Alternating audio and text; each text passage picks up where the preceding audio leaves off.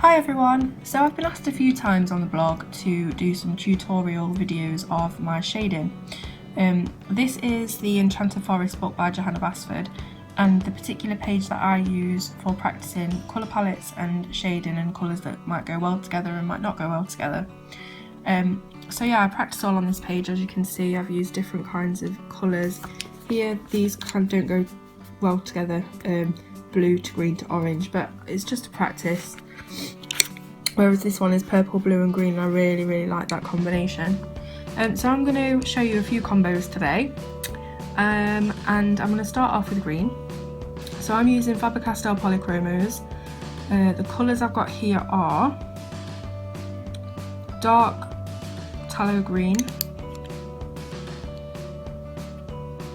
leaf green and light green, and I find that they make a really nice combination together. So I'm going to start off, as always, with the darkest shade that you've got. So that will be this dark tallow green. Hope I'm saying that right, probably not. And then I always start at the bottom of the leaf as the darkest. This is just how I do it. And what I do is I just go in really quite dark at the bottom, heavy pressure,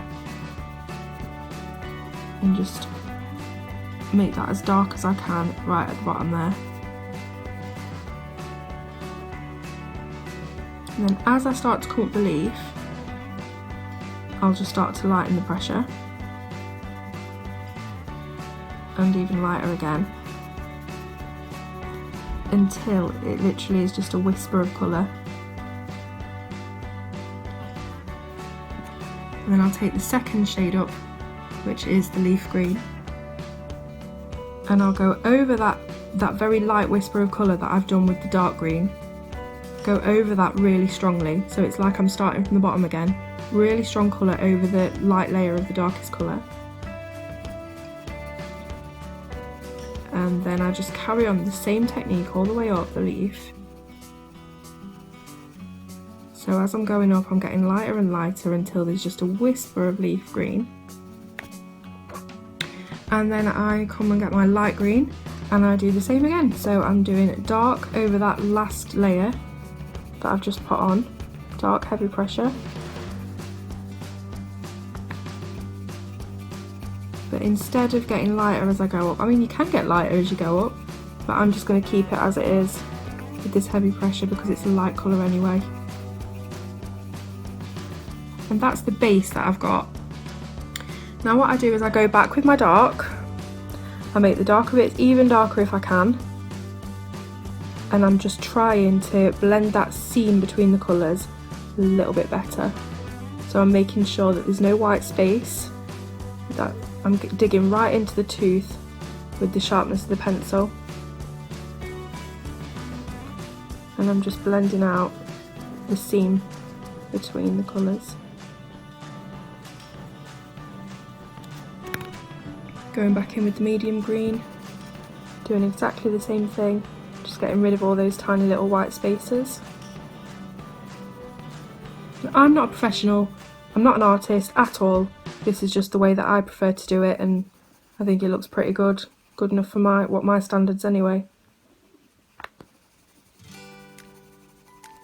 So hopefully you shouldn't be able to see any kind of line whatsoever between the two colours.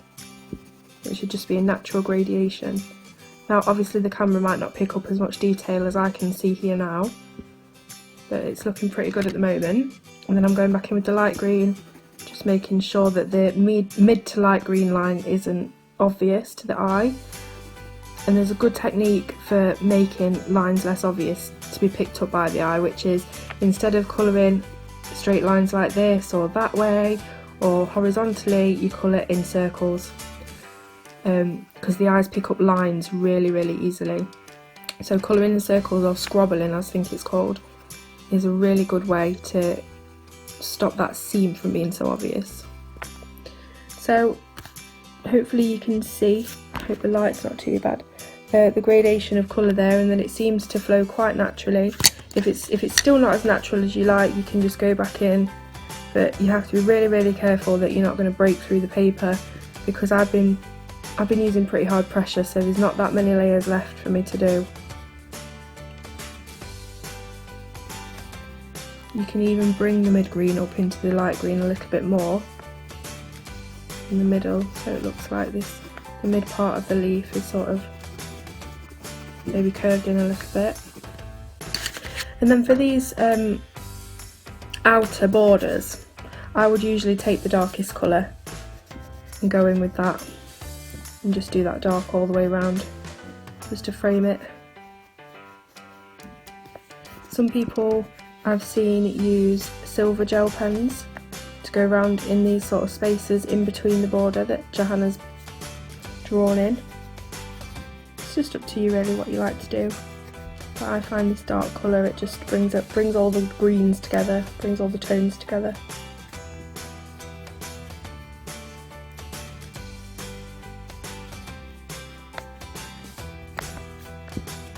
I love polychromos, they're my absolute favourite pencil, but even though I've got this amazing T-Girl sharpener that sharpens points, tiny points and large points, I still find it really difficult to maintain a point on a polychromos pencil, a really sharp point anyway. They'll get to a decent point, but not pinpoint sharp that you sometimes need for these really intricate illustrations. Anyway, so that is the leaf pretty much done. How I shade. Doesn't look too bad to me, and I will come back with another combo in a second. Okay, so this time I'm going to be showing you a red to orange blend. The three colours that I've chosen are Pale Geranium Lake, which has the best German name ever, Geranium Rot Hell, I love that, Dark Cadmium Orange, hopefully you can see this, and Dark Chrome Yellow. So three distinct colours, but not really that different to each other. I've not gone for a pale yellow, a bright orange and a deep scarlet red. I've tried to keep the colours fairly close together in tone. Okay, so as with last time, exactly the same technique. I'm going for my darkest colour first, starting at the bottom of the leaf.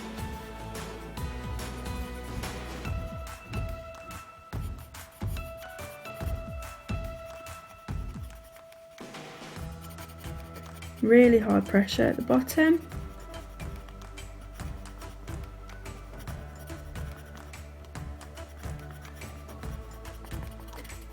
Lighter pressure as I get up. And then even lighter, very, very light pressure as I sort of come to the midpoint of the leaf. So there's barely any colour on there really at all, it's just one very light layer.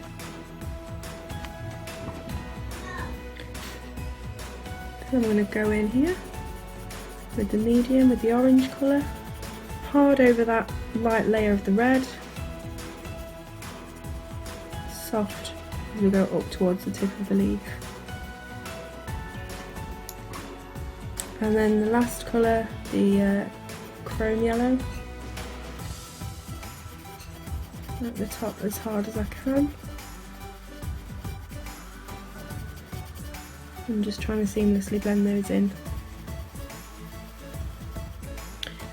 Just going to try and turn this light off, see if that makes it any better. Nope, not at all.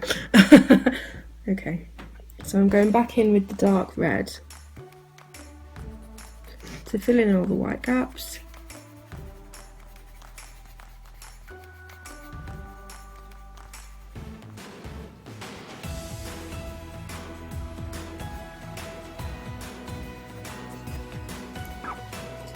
And with the medium, the orange colour.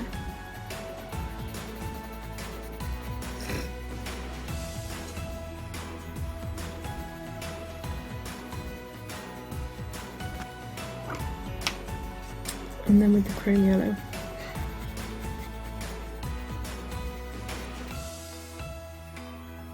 And once that's seamlessly blended to your liking, you're finished. There we go, nice autumn leaf. Okay, so for this third blend, I'm going to be using three totally different colours.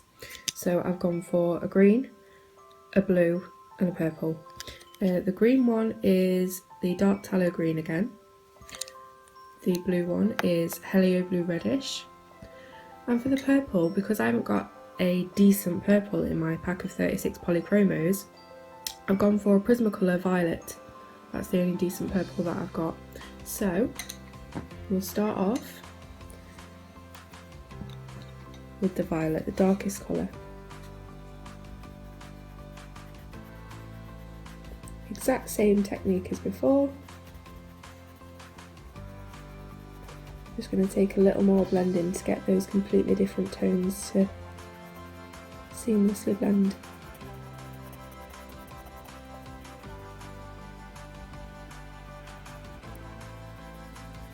Now, even though Prismacolors are wax based and polychromos are oil, I still find they blend pretty nicely together.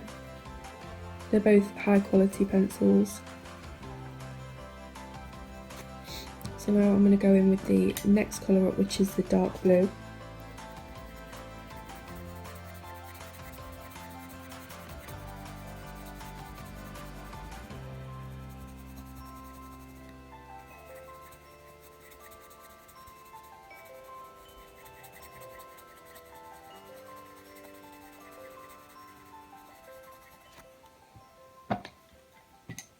And lastly, the green.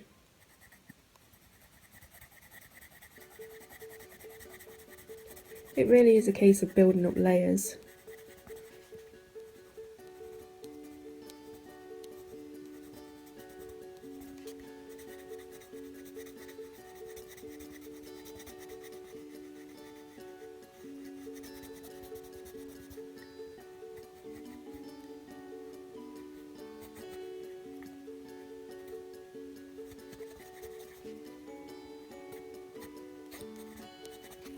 So I'm going to go back down with the violet, make sure that's all coloured in, bringing it up again into the blue.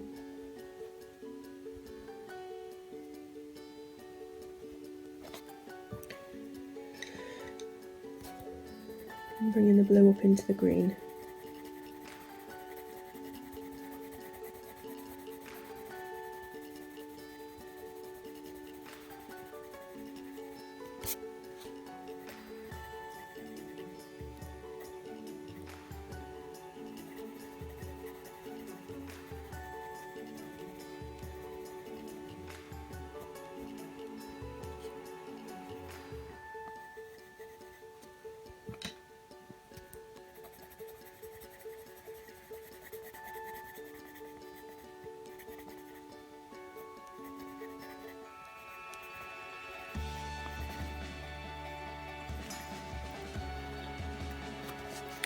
It's really difficult to show you with the light, but it is a really nice seamless blend there from purple to green.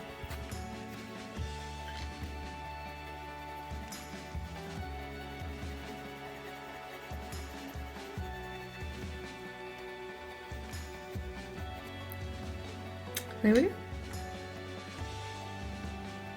Another technique I get asked about quite a lot is how to make pebbles or spheres that look 3D. After seeing the well picture that I did from the Artist Edition Secret Garden, a lot of people are asking me that. So first of all, it's so simple, it's just one of the easiest and quickest things, but it gives a really good effect. You get 2 shades of grey, not 50. I'm using warm grey 2 and warm grey 5. And you take your lightest grey and just fill in your pebbles. Not as hard as you can, because you're still going to need to leave some tooth for the dark grey to get in there, but pretty hard pressure.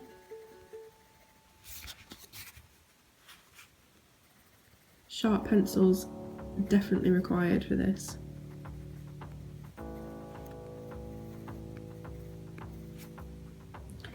And then you get your dark grey and you just make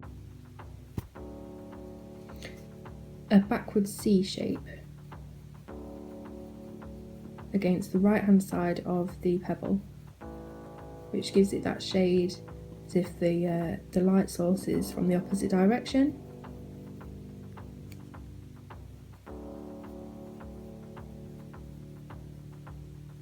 Making sure you're going right up to the edge with the dark grey. If there's any white between, it's not going to look as effective.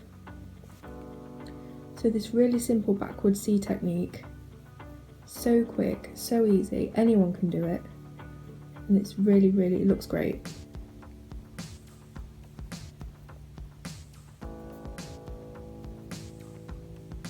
Sharp pencils, definitely a must. Now that looks quite harsh at the moment. It still looks good, but quite harsh, so I'm going to come back in with the light grey and just blend it through. So it all looks a lot more natural, a lot softer.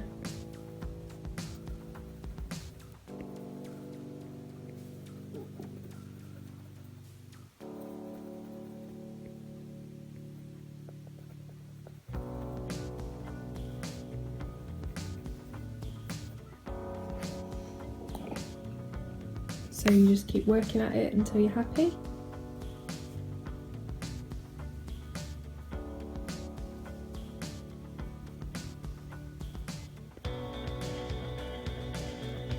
Yeah, you can really see the difference between sort of the flat 2D circles and the pebbles. So yeah, that's how I do it, and you can also do it with lots of different colours. As long as it's 2 shades light and dark of the same colour, it usually works. So I'll just show you here before I got cut off. I've done it with 2 shades of blue and 2 shades of pink.